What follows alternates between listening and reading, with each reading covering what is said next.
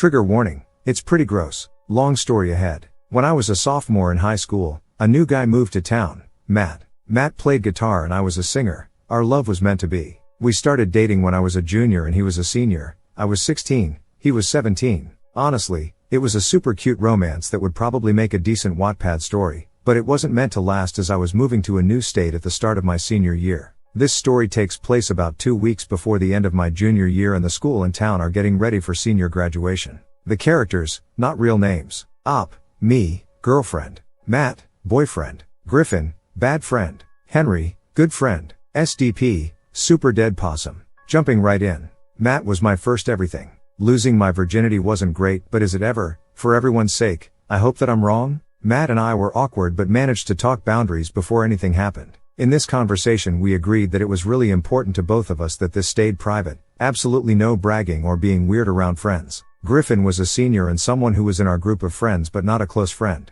We were all in either orchestra, choir, and or band. Everyone in those programs ran in the same social circle. Griffin was a Christian and it was a big part of his identity while we were at school. He had this charisma, or something. He used to invite classmates to his church while gently shaming all of us for not being exactly like him. Even though he was a bummer, his whatever charisma kept him active in the social scene and he was at all of the major hangouts I can remember during that time. I was friendly with Griffin because, to put it simply, I lacked confidence. I grew up in a church where I was taught that men were more important than me, to never question a man. My own mother shamed me for wearing my volleyball uniform at home because it was inappropriate and could confuse my brother. Fucked up doesn't begin to cover that church or the amount I had to unlearn. By the time I was 17, I was fully done with church but still struggled with all I had been taught. It was a confusing time. Griffin knew this and his self-assigned senior project was getting me back to church. I'm 99% sure it was only about getting Matt involved because Griffin also wanted Matt to be a Christian but had so far been massively unsuccessful.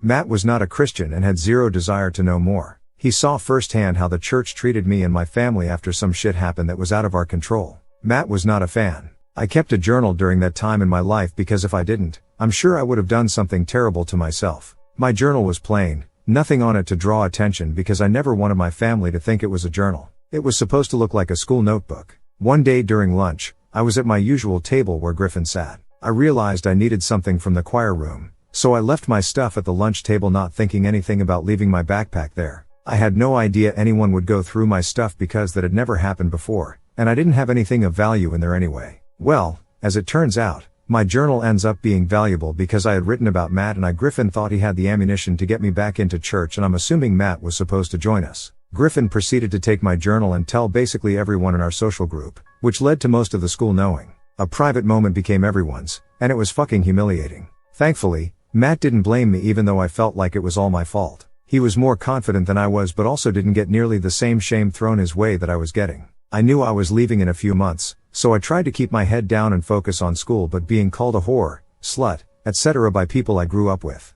It grates on you after a while. I guess Griffin's plan was to shame me back to church but instead all I wanted before leaving town was to ruin Griffin. It took some time but I got there. Matt, Henry, and I were hanging out at my house after school. My house backed up to a street that often had roadkill due to being right alongside a huge swath of woods. At this point, I knew that my revenge was going to include Griffin's brand new truck. This truck was literally all he could talk about because it was custom. His parents got it for him as an early graduation present. It was super expensive. It was perfect. Bottom line is he loved that truck more than anything he had ever had. I'm not a car person so I have no idea what the truck was or if it was good, but I do know it was really, really tall. Like you couldn't see the top of it, which ended up being bad for Griffin but fantastic for revenge. There was a big, super dead possum on the road behind my house that had been there for what seemed like a week, but I don't remember how many days exactly. Normally the town was good about sending the guy down our road to pick up roadkill, so it had been there long enough for me to notice it, which didn't happen often. I was staring at the SDP because well,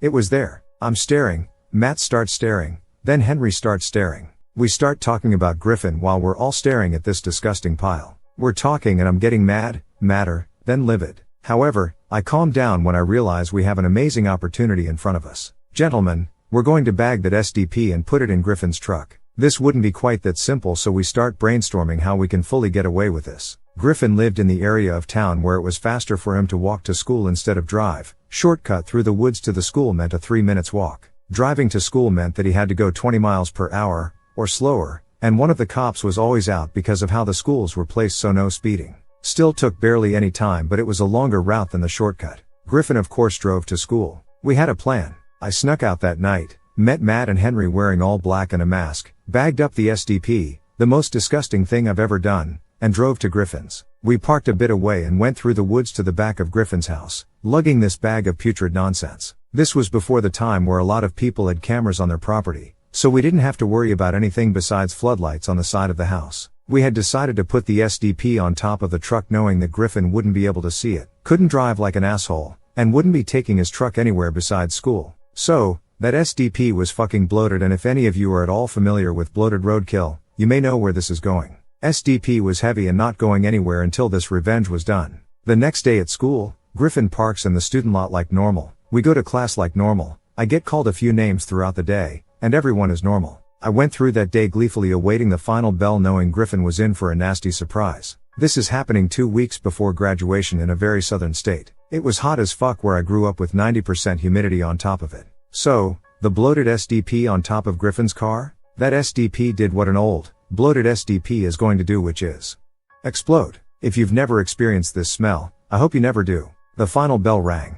Matt, Henry, and I strategically placed ourselves a bit behind Griffin so we could see him once he got to his truck. When you made it to the parking lot, you made it to the smell. It was so horrible. People were gagging, frantically looking around trying to find the source while covering their noses and sprinting to their cars. I knew this plan was going to satisfy my revenge but never imagined this level of chaos. Griffin gets to his car, and because the SDP exploded, he definitely notices it now. Also, his windows were cracked and all the ahem juice ahem seeped into the roof, down the windows, and the inside siding of the doors. There was no way he was driving home, so he had to call a tow. Griffin started vomiting because he had stood too close to his truck for too long. Matt, Henry, and I were in the music programs and often stayed late, so we stuck around for this whole fiasco, no one noticing us, and we get to see everything.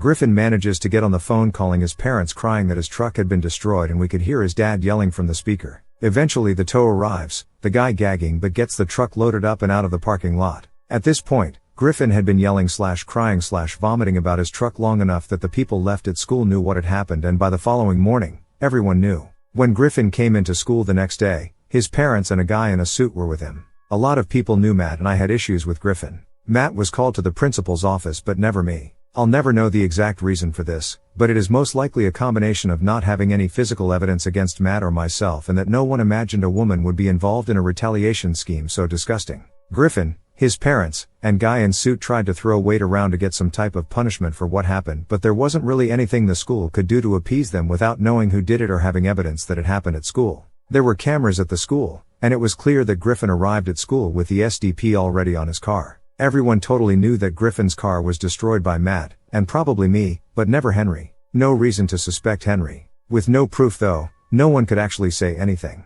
After that day, people stopped calling me names and I was mostly ignored until I moved away. If people did have to talk to me, they were polite and to the point. I was told years later that people were genuinely terrified of Matt and I because plenty of shit had been said, so everyone thought they were going to be next. The SDP was very effective. Pretty sure Griffin's truck ended up entirely unusable, but I don't know what they did with it. I only know that they spent a lot of time and a decent amount of money trying to get the smell out with no luck. Wouldn't be surprised if every car detailing service within 100 miles was used. Griffin didn't speak to Matt or me for the remainder of my time in that town. He stopped sitting with us, stopped going to events that we were at, and never invited us to church again. I was only around through the middle of summer, but it was long enough to witness a noticeable difference in Griffin's behavior. The graduation ceremony arrived, and being a year younger, I was in the crowd cheering for my friends. This was completely unplanned, but I get giddy picturing his face decades later. I managed to make eye contact with Griffin after he was done walking across the stage and quickly made an explosion motion with my hands and winked.